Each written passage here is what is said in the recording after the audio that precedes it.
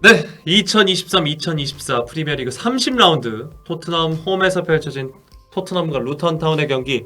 사실 이런 스코어가 나올 줄은 몰랐습니다. 네, 저희가 경기 전까지 예상만 하더라도 네. 뭐 4대1, 5대0 왜냐면 루턴타운 수비적으로 굉장히 안 좋은 모습이 있었고 네. 지난 2달간 9경기에서 승리가 없었기 때문에 네. 토트넘이 좀 쉬운 경기를 하지 않을까 싶었는데 생각보다 경기가 어려웠습니다. 네, 많이 어려웠고요. 그 루턴타운이 선취골을 5분도 안 돼서 3분에 먼저 가져갔잖아요. 정확한 시간으로는 2분 몇 초 이랬는데 네. 이게 지난 10년 동안 토트넘이 홈 프리미어리그 경기에서 실점한 골 중에 가장 빠른 골이었다고 해요. 그래서 굉장히 이른 시간 먼저 한 대를 얻어맞는 바람에 경기가 좀 안 풀렸습니다. 루턴타운이 조금 수비적으로 더 내려앉기도 했고요. 한 골 네. 리드를 안고 있어서. 그래서 좀 어려운 경기를 펼쳤습니다. 네. 자, 클루셉스키의 패스 미스에서 연결된 이제 실점 장면이었고요. 타운젠드가 역습을 했고 바클리를 거쳐서 이제 그게 총액에 연결되면서 선제골이 터집니다. 네, 토트넘 출신인 타운젠드가 오른발로 보통 잘 활용을 많이 하는 편이 아닌데 정말 안 하죠. 네, 그래서 이제 약간 방심을 했던 것 같아요. 오른발 크로스가 올라왔고 이게 바클리한테 연결이 되면서 이제 바클리가 총한테 또 내줬고 이렇게 실점이 연결됐습니다. 그러니까 전반적으로 타운젠드가 오른발을 쓸 줄도 몰랐고 그리고 뭔가 바클리가 잡길래 얜 슈팅이다. 그렇죠. 그러니까 뭔가 전반적으로 스위스들의 그 바디 포지션 자체가 그런 느낌을 없지 않아 줬습니다. 네, 뭐 토트넘 입장에서는 수비진 입장에 좀 안일했다고 볼 수도 있겠고 그만큼 예상하지 못한 상황이 이어지면서 실점을 허용했는데 그 이후에 토트넘이 이제 주도적으로 공격을 하긴 했죠. 전반전의 흐름은 주로 왼쪽을 통한 공격이 많았습니다. 맞습니다. 근데 베르너의 좀 세밀함이 좀 아쉬우면서 공격이 잘 풀리진 않았죠. 베르너가 이제 그 슈팅 직전까지 월클 그렇죠.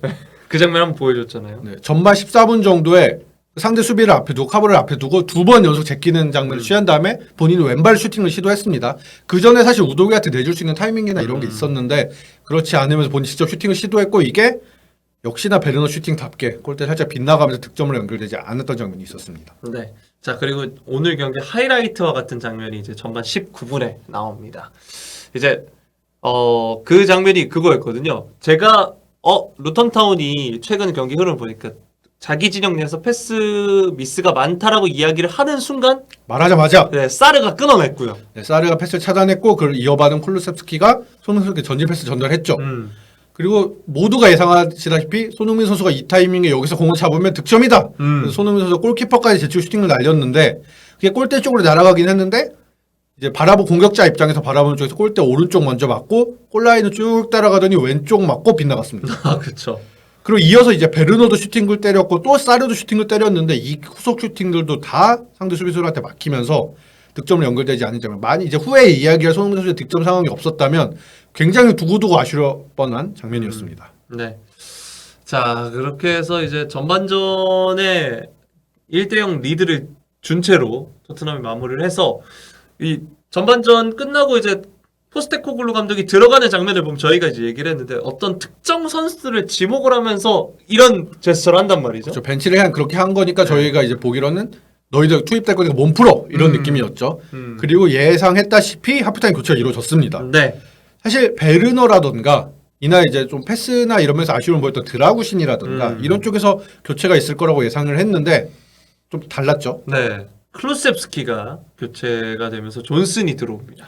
사실 쿨루셉스키도 조금 세밀한 면에서 아쉬움이 있었죠. 뭐 공을 끊어내거나 이런 면에서는 좋은 모습을 보여주긴 했는데 세밀한 패스나 이런 면에서 아쉬움이 있었기 때문에 이제 포스테코글루 감독의 선택은 오른쪽에 조금 더 기동력을 높이는 선택을 했습니다. 존슨이 들어가면서 오른쪽에 배치됐고 앞서 이제 전반에는 토트넘 왼쪽 베르너나 우독이 이쪽으로 중심으로 공격을 많이 전개를 했다고 말씀드렸는데 후반전 초반 중반에는 이제 존슨과 포로 이쪽에 공격이 많이 활발하게 진행이 됐습니다. 맞습니다. 특히 포로가 존슨이 들어가고 난 다음에 폼이 굉장히 좋았어요. 너무 좋았어요. 네. 이 45분, 40분 한정 프리미어리그 최고 풀백에 보여주기도 했을 정도로 네. 포로가 굉장히 좋은 모습 보여줬습니다. 네. 그 존슨의 투입 효과가 바로 나옵니다. 무려 후반 6분 만에 동점골이 터집니다. 네. 여기서 이제 앞서 말씀드렸던 포로와 존슨이 호흡을 맞췄는데 존슨이 포로와 공을 주고받으면서 이델 패스를 통해서 오른쪽을 뚫어냈습니다. 페널티 박스 오른쪽에 진입해서 반대편으로 낮은 크로스를 빠르게 올려 보냈고 이걸 이제 따라서 베르너가 침투를 했는데 베르너를 막아서던 카보레 맞고 득점으로 연결됐습니다. 정말 베르너에겐 그 골을 허락하지 않습니다. 이 세상이. 만약에 근데 이게 우스갯소리로 카보레가 막지 않았고 그냥 베르너 혼자 들어갔다면 오히려 골이 안 나왔을 수도 있다. 그럼 야쿠브 했을 수도 있어요. 그렇죠. 네. 그럴 정도로 좀 베르너가 결정력이나 이러면서 아쉬움이 있었는데 이 슈팅은 베르너를 막아서던 상대 수비수 카보레를 막고 골대 안으로 들어갔습니다. 네. 자, 그리고 손흥민 선수가 또 결정적인 기회를 잡습니다. 후반 11분에 이번에도 포로였거든요. 그렇죠. 네. 굉장히 날카롭게 휘어지는 크로스. 이게 물론 들어갔으면 약간 옵사이드나 이런 걸 보긴 했을 것 같은데 손흥민 선수가 곧장 슈팅으로 연결을 했는데 카미스키 골키퍼가 발로 막아내면서 득점 연결되지 않은 장면이 있었습니다. 네. 계속 이렇게 1대1 상황이 이어지면서 토트넘이 오른쪽으로 계속 공략을 반대로 바꿔서 했는데 추가 득점이 터지지 않으니까 후반 23분에 교체가 또 이루어졌습니다. 네, 메디슨과 사르 이제 미드필더를 빼고 또 다른 미드필더를 남미 미드필더 로셀스와 벤탄크루가 들어갑니다. 그 벤탄쿠르 선수가 들어가고 나서 좀 패스 구질이 굉장히 좋은 패스를 몇 차례 보여줬죠. 그러면서 기회를 만들었는데 후반 33분에 한 차례 이제 아쉬운 토트넘 입장에서 또다시 아쉬운 장면이 하나 나왔습니다. 이번에 교체 투입된 선수 중에 로셀소가 크로스를 했고 존슨이 슈팅을 연결했는데 이게 사실 손흥민 선수가 조금 뒤쪽에 있었거든요. 그래서 손흥민 선수한테 줬으면 했는데 그 앞쪽에다 존슨한테 했고 근데 이게 골대 쪽으로 공이 갔어요.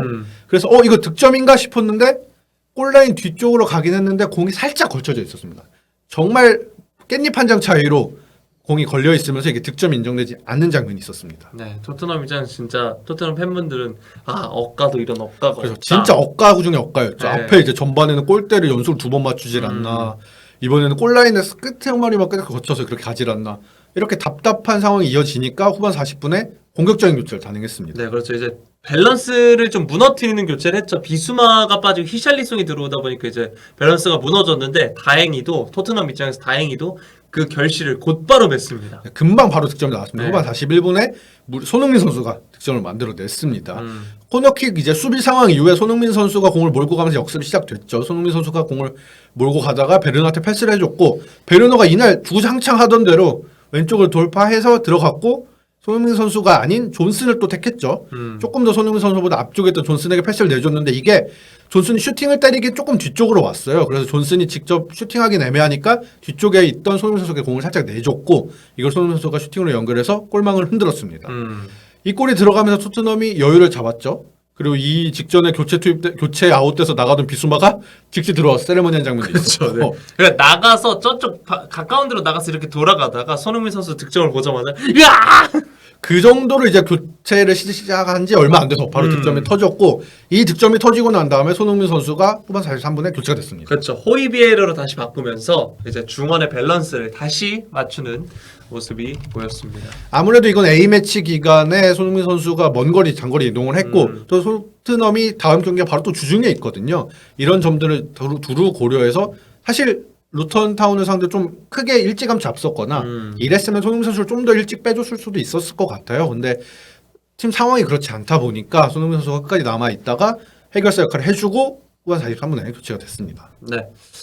자, 손흥민 선수 이야기를 좀 해보자면 이번 경기를 앞두고 골과 도움 모두 계속해서 쌓아가고 있었는데 득점의 경우 이제 오늘 한 골을 추가했으니까요. 득점의 경우 공동 4위가 됐습니다. 최근 A매치까지 포함하면 3경기 연속골이 되겠고요. 그 전에 이제 플럼전 경기 무득점 한 경기가 있었지만 그 전 경기까지 합치면 6경기 5골. 굉장히 페이스가 좋은 상태인데 이번 득점을 토대로 15골이 되면서 득점 순위 공동 4위로 올라섰습니다. 네. 토트넘 경기보다 조금 일찍 먼저 경기를 해서 원래 손흥민 선수가 동률이었는데 한 발짝 앞서 나갔던 보엔과 다시 동률이 됐고 아직 경기를 치르지 않는 모하메드 살라와도 15골 동률을 이루게 됐습니다. 네. 뭐 그 위에는 뭐 솔랑케와 와킨스 16골이 있고 그리고 홀란드가 18골이 있는데 좀 쉬어라 얘들아. 네. 손흥민 선수의 기록 한번 보고 갈까요? 잠깐? 네. 개인 기록을 한번 보죠. 네, 후스코어드 평점 기록을 토대로 한 평점 기준으로 팀 내 최고점입니다. 뭐 양팀 합쳐서도 당연히 최고점이고. 오늘 이날 슈팅 6개를 슈팅을 시도했습니다. 네. 그 중에 2차례가 유효 슈팅이 있었고 뭐 블록된 게 3개고. 네, 수비 몸에 마크 3개 있었고 벗어난 게 하나가 있었고 이런 장면들이 있었고 뭐 키패스가 또 하나 있었고요. 드리블 성공이 3개가 있었고 뭐 두루 기여를 하면서 승리에 기여했다. 그래서 최고점을 받게 됐습니다. 네. 자, 이제 토트넘 상황을 살펴보면 토트넘이 오늘 1점 차로 겨우 이겼는데 어쨌든 리그 4위로 올라갑니다. 네, 빌라와 굉장히 격차가 촘촘했죠. 딱 승점 3점 차이였고 골득실과 다득점이 한 골 차이였거든요. 근데 한 골 차로 승리를 거두면서 골득실까지 따라잡았고 이제 다득점에서도 한 골 차였는데 두 골을 넣었으니까 한 골 역전한 게 되겠죠. 그래서 4위로 올라섰습니다. 지금 아직 빌라가 30라운드 치르기 전인데 빌라가 한 경기를 더 치렀거든요. 그러니까 토트넘이 한 경기를 덜 치른 거죠. 그 카라바오컵 때문에 첼시와 연기된 경기 뭐 이런 게 있으니까 한 경기 덜 치른 상태에서 빌라가 내일 경기가 있는데 빌라 경기를 치르기 전에 동률을 맞춰 놓음으로써 이제 4위로 올라섰습니다. 네. 자, 마무리하기 전에 뭐 많은 분들이 댓글로도 이야기하시고 또 저희도 이제 경기 내내 많이 얘기했던 드라구신 이야기를 좀 하면서 마무리를 할까 해보는데 뭐 사실 뭐 좀 경기력이 아쉬웠던 선수들 대부분이 이제 교체가 됐는데 드라구신의 경우는 뭐 포지션의 특수성도 있다 보니까 이제 교체가 되진 않았어요. 그런데 저희가 계속 지적했던 부분은 드라구신은 기본적으로 오른발잡인데 오늘 왼쪽 센터백에 배치가 되면서 왼발로 나가는 패스의 정확도가 좀 심하게 떨어졌습니다. 센터백에서 사실 패스 정확도가 웬만해선 리그에서 탑급으로 나오잖아요. 어느 센터백이건. 그렇죠. 네. 그런데 드라구신의 패스 정확도 오늘 구체적으로 한번 볼까요? 85%네요. 네. 이게 포로는 오늘 공격적으로 많이 올라가고 뭐 크로스 올리고 이런 상황이 있었으니까 포로가 그렇다 치고 로메로가 91%인데 패스 성공률 드라구신이 85%입니다.